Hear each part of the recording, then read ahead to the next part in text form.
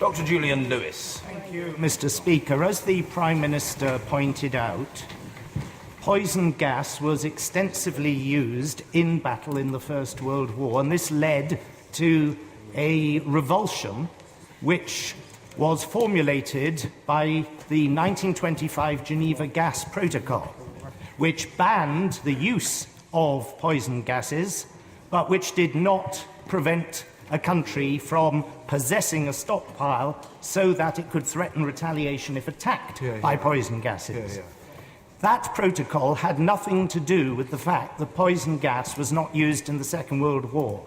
What prevented Hitler from using it was the threat of overwhelming retaliation, and indeed, sarin gas and tabun were the nerve gases which Nazi scientists invented in the 30s and 1940s, and Hitler actually proposed to use tabun in 1943 and was deterred from doing so by the mistaken belief that the Allies had invented it too or discovered it too when they hadn't. Similarly, Churchill thought of using poison gas against the V weapons in 1944 and decided not to do so on military advice. The gas protocol had nothing to do with it.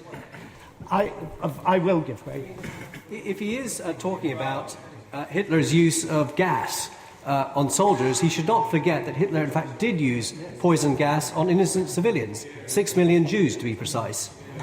I'm delighted to have the extra minute, especially as that was the very next point I was going to make. Given it must be said that a large proportion of members of my family were amongst those victims who were gassed. And the reason that Hitler did use poison gas against those innocent victims was because he didn't give a fig for the gas protocol. What he cared about was whether or not people could hit back, and those victims couldn't hit back, whereas in fact the Allies could, and that's why he didn't use it against them. I don't want to divert too long into this, but it's very important to understand the realities of what makes countries use poison gas and what deters them from using it. And in my mind, the questions that we have to consider resolve themselves into two rather than the four, which elegantly the chairman of the Foreign Affairs Select Committee put forward. My two questions are, is it proven that Assad did it beyond reasonable doubt? And secondly, even if he or his regime did it, is a military strike sensible?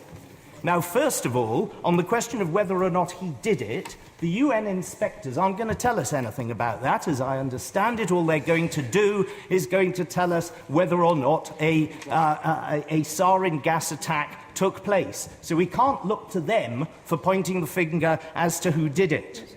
The JIC have been cited, and we can all read the summary, and the summary is not conclusive. The summary, in fact, says that the JIC are baffled as to find a motive for Assad having done this, and well they might be, because if he did do it, and maybe he did, if he did do it, it was the height of irrationality for him to do the one thing that might get the West intervening against him. Would my honourable friend give way? Yes, of course, I'll give way. I think there is a clear motive for him to have done this. He's been using chemical weapons on a number of occasions, 5 previous occasions, testing the West to see if they were going to respond. He's lost control of Aleppo airport. Homs is still under rebel control. The rebels are fighting in the suburbs of Damascus. He's getting desperate. That's why he used it. There is no question that there's any circumstantial evidence that points to anyone else. Exactly. I greatly respect my honourable friend's opinions on this and all other related matters, but nevertheless that would make more sense if he actually was willing to acknowledge that he'd been testing the water rather than vehemently denying that he did it. I think it's just as likely, I'm not going to give way when I'm still answering a previous question, it's just as likely that if the regime were responsible in some way, it might have been done done by some part of the regime, unauthorized by another part of the regime. And indeed, this leads me to the question of contradictory evidence, because according to the leaked reports, on the one hand we're getting stories that this was ordered by Assad's brother in retaliation for an attempt on the life of the leadership, an assassination attempt that failed. On the other hand, we're saying that there's intercept evidence that in fact it may have been the result of somebody unauthorized doing this, because there was a telephone conversation where somebody was saying, "Why on earth did you do this?" And there was a sort of panicked reaction to unauthorized release of poison gas. The point about all this is that it is very far from certain that the evidence stacks up, and indeed we have got the Intelligence and Security Committee, and I can see no reason whatsoever that the ISC, which is cleared for classification well up to the sort of material that the JIC has been looking at and that the Prime Minister has seen, and I don't see why those of us who have been cleared for that sort of access should not have that sort of access. But I now move on to the second question, and the second question is this. Let's suppose that Assad did it. Is it then sensible to reply with military action? We've heard the arguments about red lines, and we've heard the arguments about the importance and the sacrosanct taboo that we must stand up for. But if it is the case that my honourable friend is correct and that the Assad government actually did do this irrational thing, then that shows that the Assad government is behaving very irrationally indeed. And one of the things that really does bother me greatly is that it is now being suggested, and I say this as someone generally supportive of Israel, that Israeli intelligence may be the source of the evidence that the Assad government did it.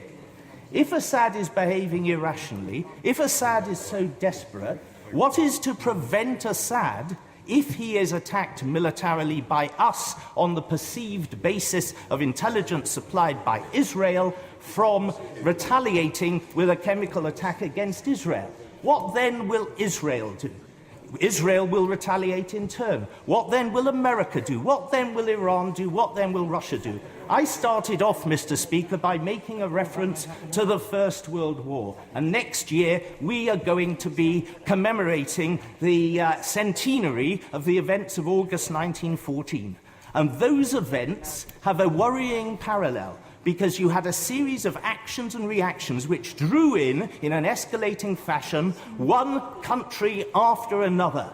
Nobody thought that the assassination of an obscure archduke would lead to a world conflagration. This, as Admiral Lord West has said, is a powder keg, and we should not be lobbing weapons into the heart of such combustible material. Sir Gerald Kaufman. Syria did not start having an evil regime last week, and Syria did not start having an evil regime 2 years ago. It's had an evil regime for a generation, and the murder of 10,000 people in Hama is evidence of that. The world did not criticise in any way whatsoever. We can be told that, of course, the use, if proved, of chemical weapons by, if proved, the Assad regime transforms the situation. It certainly makes the situation ghastly, disgusting, abominable. But Syria is not the only country in the Middle East to have used chemical weapons in warfare.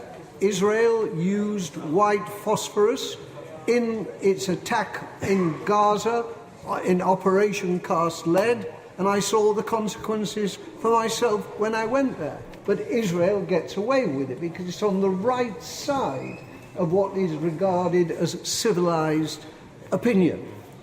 There is selectivity right the way through. We're told that we're being bundled into this situation because of President Obama. The President Obama who sends a stream of drones over Pakistan, violating its sovereignty and murdering its citizens. I have no time whatever for the Syrian regime, and I condemn use of medical weapons. But I say we are being selective. Egypt has been referred to. 2 regimes overthrown in 2 years, and not a whimper. Libya. We were told that we had to protect the citizens of Benghazi. I voted in this House of Commons to protect the citizens of Benghazi. Western air forces, British and French, misused that UN resolution for regime change, which was illegal, and resulted in the murder of Gaddafi, vile dictator though he was, whose corpse was dragged through the streets. I do not trust what is regarded as Western opinion when it is dealing with the Middle East and North Africa.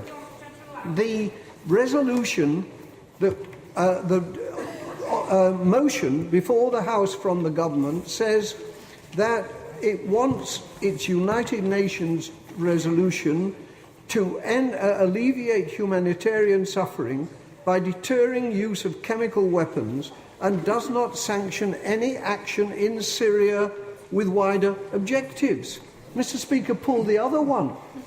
They do what they want to, and they name all kinds of excuses to justify random, murderous activity which doesn't even cure the situation. And I ask the Foreign Secretary, if it's he who's winding up, to tell us if action is taken. It's the Deputy Prime Minister. Well, in that case, we're on a higher moral level, aren't we? Not sure about that. I ask, if action is taken, what would the action be? What would its impact be? How many casualties would it cause, including civilian casualties? What would be the consequences? Would Assad say, "Oh, dearie me, I've got to be a nice boy now"? Anybody who has been in Syria, as I was when I was Shadow Foreign Secretary, in order to try to get our hostages in Lebanon liberated, knows that this is not a nice regime that's going to behave as we want it to do. The Foreign Secretary said that he wanted to do this to punish Assad. But Assad punished would be worse than Assad even as he is now. I will vote against the government motion, and I will vote against military action. George Galloway. God, Mr. Speaker, for the erudition and historical memory of the last 3 speeches. Almost entirely absent in the Prime Minister's initial address. He was clearly making a speech which was not the one he intended to make here this afternoon. Otherwise, he would not have persuaded you at vast public expense to recall the House of Commons to decide that we're actually going to decide on this matter next week or the week after, when we're back here in any case. It's absolutely evident that if it were not for the democratic revolt which has been underway in this House of Commons and outside in the wider public against this war, that the engines in Cyprus would now be revving and the cruise missiles ready to fly this very weekend. And any attempt by the Prime Minister to pretend that he had always, all along, intended on this course of action is just bunkum. And the reason for the unease here on both sides of the House, 2 exceptional speeches from the last speaker and the member from New Forest East, encompass the feelings of the people in the country. Only 11% of the public, according to the Daily Telegraph this morning, support Britain becoming involved in a war in Syria. Can ever a British government have imagined sending its men and women to war with the support of just 11%? in public opinion. First, that there is no compelling evidence, to use the leader of the opposition's words, that the Assad regime is responsible for this crime yet. Not that they're not bad enough to do it, Mr. Speaker. Everybody knows they're bad enough to do it. The question is, are they mad enough to do it? To launch a chemical weapons attack in Damascus on the very day that a United Nations chemical weapons inspection team arrives in Damascus must be a new definition of madness. And of course, if he is that mad, how mad is he going to be once we've launched a blizzard of Tomahawk cruise missiles upon his country?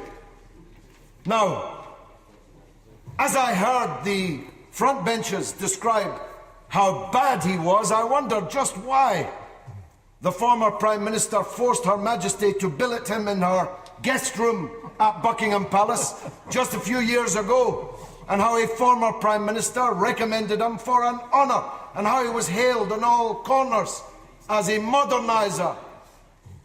But of course the narrative has changed, because the government is intent on regime change in Damascus. Which brings me to the only other point I'm going to be able to make in the time available.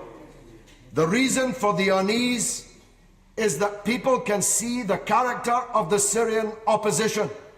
They have seen the videos. We've heard about horrific videos.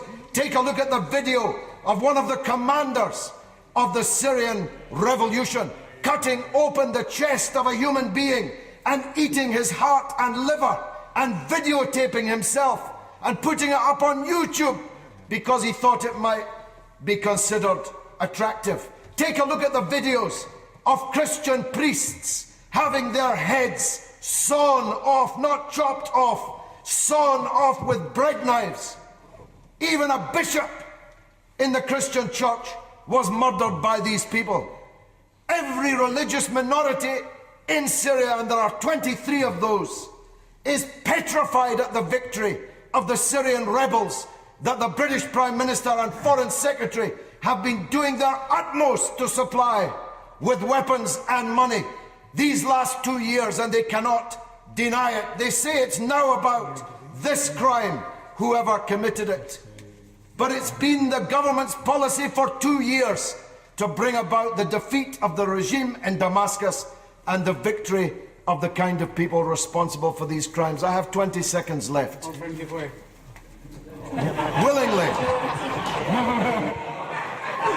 If only for another 60 seconds. Remember, the honourable member had made reference, but let's remember where those arms have come from over decades from this country supplied to Syria. Indeed, indeed. I have now 60 seconds at my disposal, so let me make this point more clearly. When did Russia and China, 2.5 billion people, cease to be members of the international community? Who are you on the other side to decide what the international community thinks should do? If you're unable to persuade the Security Council to go along with your point of view, who are you to decide that you will launch a war in any case? You see, I keep hearing about the unreasonable use of the veto. I've heard that many times over the last few years in this House. The United States has vetoed every attempt to obtain justice for the Palestinian people and to punish and issue retribution for international law-breaking on the part of Israel, and nobody in this House has said one word about it. Yes, I'll give way. Very grateful for the honourable member for giving way to me. Mr. Speaker, I think you would be very interested to know that I've had several constituents email me about comments made by the honourable member for Bradford West on Iranian Press TV, in which my constituent claims that the honourable member said that Israel supplied the chemical for the attacks in Syria. I would find that very hard to believe that the honourable member said that. So